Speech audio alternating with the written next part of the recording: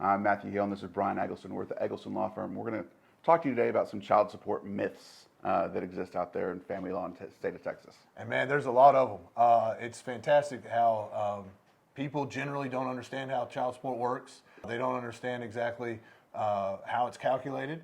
And it's not just the general population. Sometimes we've got attorneys and judges that can't figure that out. So, one of the things though that I hear a lot, Matt, is if we have a 50-50 schedule, possession access schedule, then I don't have to pay child support, or the other party doesn't have to pay child support. Yeah, and that it becomes problematic because the entire purpose of child support, as you know, and many people don't know, and even some judges don't know, is to provide equal opportunities to the children in both houses. Yeah. So that when they're with dad, they can have the same opportunities as they have with mom. It's not so that when they're with one parent, they get iPads and Xboxes and PlayStations and trips to Florida and everywhere else.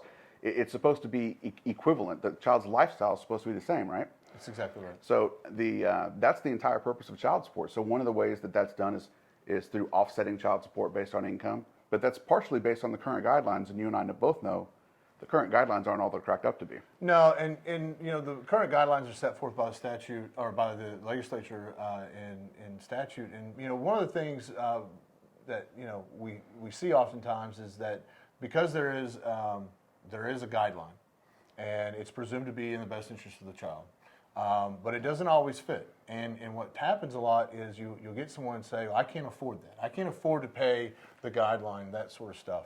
I'm sure you've dealt with that as well. Yeah, of course.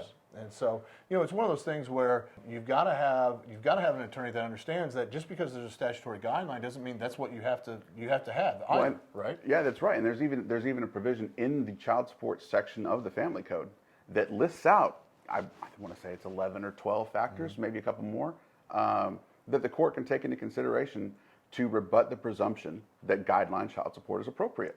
Because the idea that guideline child support is always what it should be is just a myth. It's just like the idea that the standard possession order, just because it's presumed, is always correct. And I think at this point, most people that are probably listening to us talk, especially everyone that talks to us every day for our jobs, knows that the possession orders are changing drastically. Yeah.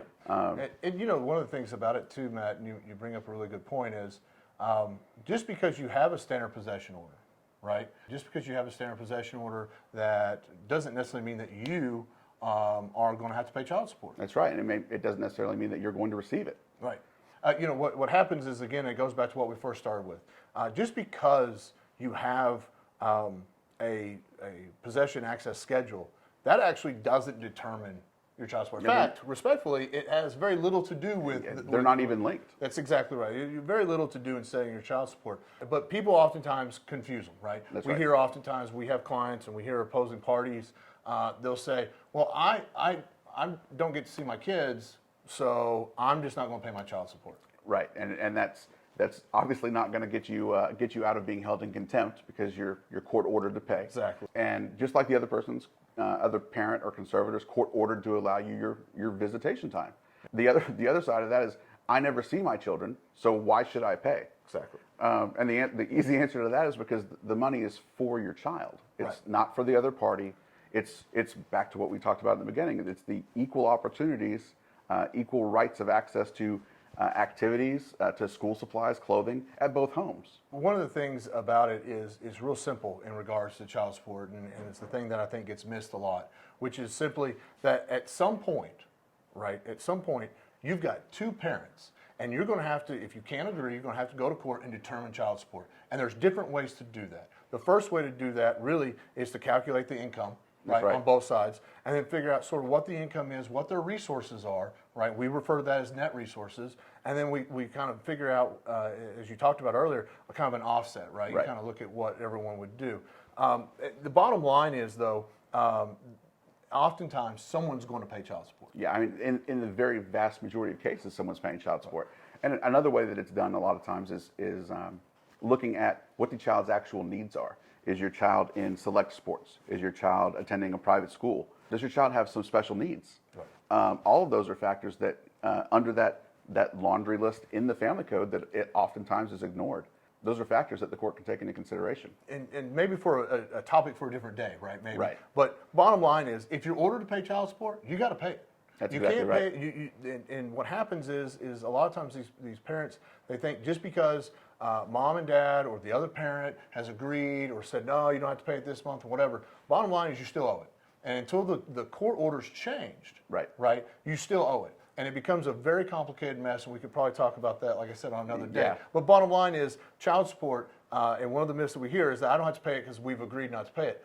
You got to pay it. You do, and if this person that you're no longer in a relationship with, other than as co-parents, one of the reasons that you might not have stayed in that relationship was a lack of trust, and the concept that you can take this person that you no longer trusted enough to stay in a relationship at their word, that they're not going to actually enforce that court order, is just a leap of faith that I'm not comfortable with my clients taking. I don't know about you. No, that's fair. No, mine as well. And one of the things we both of us, I know both of us remind our clients, it's not just a leap of faith.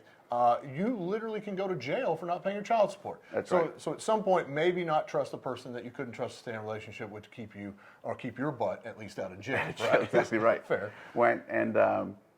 A lot of times these issues come up, and you end up calling us because you made that poor choice, and you thought that you could agree. You can agree on other things. Why couldn't we agree on this? It just doesn't always work out that way. It doesn't.